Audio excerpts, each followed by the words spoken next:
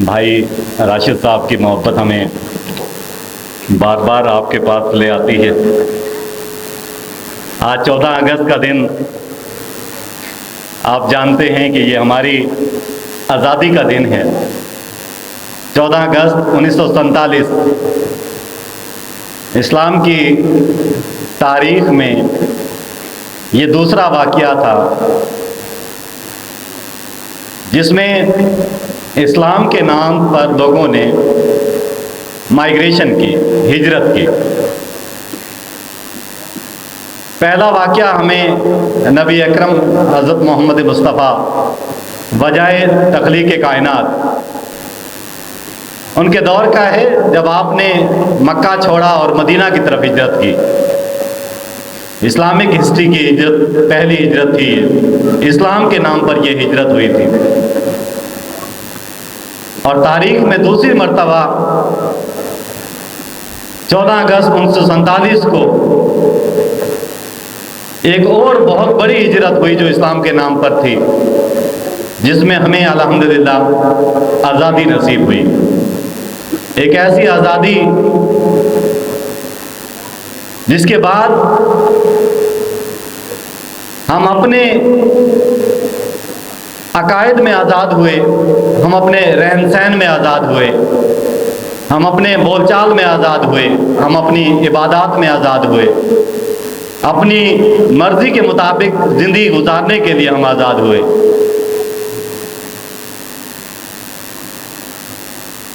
यहाँ पे दो रियासतें तख्लीक हुई, एक पाकिस्तान यानी कि पाक लोगों के रहने की जगह, हम मुसलमानों के रहने की जगह, और दूसरी को हिंदुस्तान का नाम दिया गया यानी कि हिंदुओं के रहने की जगह।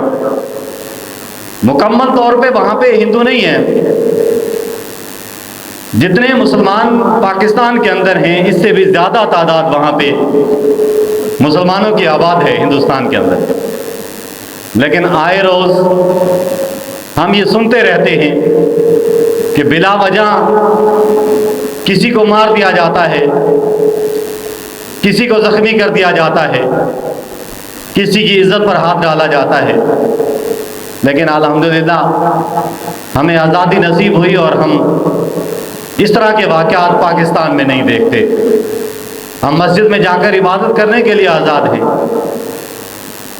हम इस्लाम की तबलीग करने के लिए आज़ाद हैं, अनटिल ये सूरत हाल है कि हम गाय को ज़िबा करके गोश्त खाते हैं और आपने सुना होगा कि हिंदू उसी गाय का पेशाब पी जाते हैं।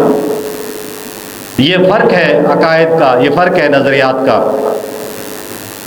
हमें आज़ादी दो जगह से मिली। पहले नंबर पे अंग्रेज़ यहाँ से जब जाने लगा हिंदुस्तान छोड़कर, तो उसका इरादा ये था कि ये खित्ता मैं हिंदुओं के हवाले कर जाऊं। लेकिन वहाँ पे एक ऐसा मर्द मुजाहिद मौजूद था जिसका सीना ईमान से लबरेज था, और जब सीने में ताकत ईमान मौजूद हो तो फिर इंसान कलमा हक भी बुलंद करने के काबिल होता है, इंसान जिहाद करने के भी काबिल होता है, इंसान हर तरह की कुर्बानी पेश करने के लिए भी तैयार होता है। तो हमारे जो फ्रंट मैन थे कायद आज़म मोहम्मद अली जिन्ना, जिनका नाम मोहम्मद अली था, जिन्ना ज़ात के हवाले से और कायद आज़म का जो लक़ब उनको मिला वो कौम की वजह से मिला। एक बड़ा कायद, एक बड़ा लीडर जिसने अपने आप को मनवाया और जिसने ये शो किया कि वाकई मैं बड़ा लीडर हूँ। ये कोई आसान काम नहीं था। दो रियासतें अलग करा देना कोई आसान काम नहीं था। एक ऐसा लीडर जो कभी जेल नहीं गया।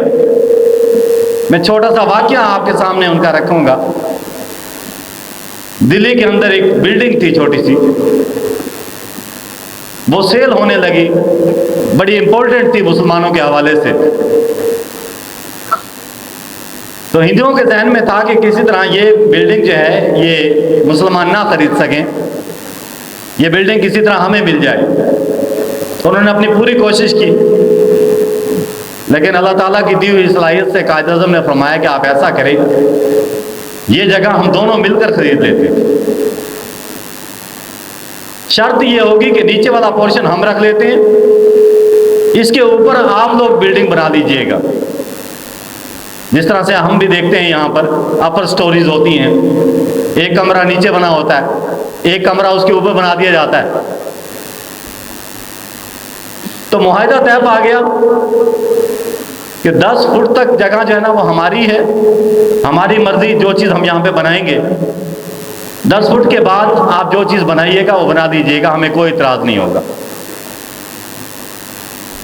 जब मुआहिदा तहरीर हो गया तो उसके बाद बिल्डिंग बनाई गई, वो इमारत बनाई गई।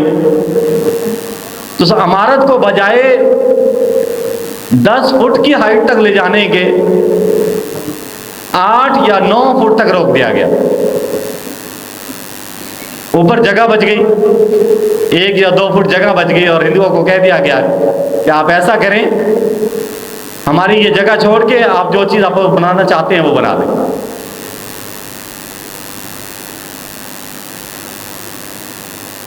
उनके पास क्या रह गया था? जगह छोड़कर ऊपर कुछ बनाया जा सकता है? कुछ भी बनाना मुमकिन नहीं था उनके लिए। वो इन्वेस्ट भी कर बैठे, पैसा भी दे बैठे, जगह भी हासिल ना कर सके, और कहीं पर काबिल भी नहीं थे कि कहीं जाके किसी अदालत का दरवाज़ा खटखटा सकें कि जी हमें तो यहाँ जगह बनानी थी। 1 फुट जगह खाली छोड़ के ऊपर कुछ भी नहीं बनाया जा सकता, खला के अंदर कुछ नहीं बनाया जा सकता। तो इतनी अल्लाह ताला ने उनको जहानत से नवाजा था। हमें एक अलहदा वतन नसीब हुआ। उसके बाद के हालात कुछ हमारे लिए बेहतर ना रहे। हमारे सियासतदानों ने कोशिश किसी और तरफ शुरू कर दी, और हम जिस नहज पर पहुंच चुके वो एक खतरनाक सूरत हाल से हम दो चार हैं। यहाँ पे मैं 2 चीज़ें वाज़ेह करूँगा। एक, हमारी वतन से मोहब्बत है। उस वतन से मोहब्बत में हमें ज़रा बराबर भी कमी का सामना नहीं है। हम 100% कमिटेड हैं अपने वतन के साथ मोहब्बत के लिए। इस धरती से हमारा प्यार लाजवाल है, लाजवाल रहेगा। हम किसी भी कीमत पर अपने वतन पे आंच आने के लिए तैयार नहीं है। लेकिन दूसरी तरफ जिस चीज़ का दुख है, वो दुख अपनी जगह मुसलमान हकीकत है कि हमें क्या होना चाहिए था और हम क्या हो गए। हमें दुनिया को लीड करना चाहिए था। हम सुपर पावर थे अल्हम्दुलिल्लाह। इस वक्त दुनिया के अंदर पाकिस्तान वाहिद मुल्क है जो सुपर पावर है, जिसके पास एटम बम मौजूद है। लेकिन जब हम दूसरा रुख देखते हैं तो अफसोस होता है कि एक सुपर पावर मुल्क एक मंगता मुल्क बन चुका है, एक भिखारी के रूप के अंदर मौजूद है। तो लम्हा फिक्रिया है हमारे लिए। यहाँ पर हमें आगे भी बढ़ना है। हमें इस मुल्क की बेहतरी के लिए भी कोशिश करनी है, और वो बेहतरी कहाँ से शुरू होती है? वो इंसान के अंदर से शुरू होती है। इसमें आपका किरदार है, इसमें मेरा किरदार है, इसमें मेरे मोहतरम जो यहाँ पे तशरीफ फरमा है उनका किरदार है। हमें इस दिन को लेकर एक तजदीद करनी होगी, एक अहद करना होगा। अगर हम में से हर शख्स बेहतरी के लिए अपना हिस्सा मिलाना शुरू कर दे, तो फिर कोई ताकत नहीं होती जो रोक सके। मुझे दोबारा से वो वक्त याद आ गया कि जब मुसलमान कोशिश कर रहा था अपने आप को मनवाने की, और कुफार जो थे, कुफार मक्का, वो एक स्ट्रॉन्ग पावर के अंदर मौजूद थे, ताकत के अंदर मौजूद थे, वो दबाने में लगे हुए थे मुसलमानों को। वहां पे नबी अकरम हजरत मोहम्मद मुस्तफ़ा सल्लल्लाहु अलैहि वसल्लम अल्लाह ताला की बारगाह में हजरत उम्र की दरख्वास्त करते हैं कि इलाही ये बंदा चाहिए, इस्लाम को आगे ले जाने के लिए इस बंदे की जरूरत है। तो फिर ज़बान मुस्तफ़ा हो, ऐसा मुमकिन नहीं है, ऐसा मुमकिन नहीं है कि उस बात को पज़ेराई ना मिले। फौरन से वो दुआ कबूल होती है, फौरन से हज़रत उमर फारूक, क्योंकि बाद में उनको लक़ब मिला फारूक का, बारगाह रिसालत के अंदर तशरीफ़ लाते हैं, अपनी गुज़श्ता ज़िंदगी पर पशेमान होते हैं और आइंदा के लिए एक जर्नल के तौर पर उभरते हैं। ये वो वक्त था जब मुसलमान छुपकर नमाज अदा किया करता था, छुपकर बैठा करता था, तबलीग किया करता था। लेकिन कुर्बान जाएं हज़रत उमर फारूक पे। आप खाना काबा के अंदर तशरीफ़ ले जाते हैं, मस्जिद नबी के अंदर, मस्जिद हरम में तशरीफ़ लेकर जाते हैं और वहाँ पर एक अनाउंसमेंट करते हैं, ऐलान करते हैं, बरमला यहाँ पे इबादत करेंगे, यहाँ अजान होगी, यहाँ नमाज होगी। और कुफार सुन लें, अगर तुम्हें अपने बच्चे मराने हैं, अपनी औरतें बेवाएँ करानी हैं, तो आज इस तरफ आना है, वरना इस तरफ ना आना। और फिर दुनिया ने देखा कि 22 लाख मुरब्बा मील पर हुकूमत की, और ऐसी हुकूमत की कि रहती दुनिया तक मिसाल कायम कर गए। ऐसी हुकूमत फिर कायम ना हो सकी, ना पहले ऐसी हुकूमत।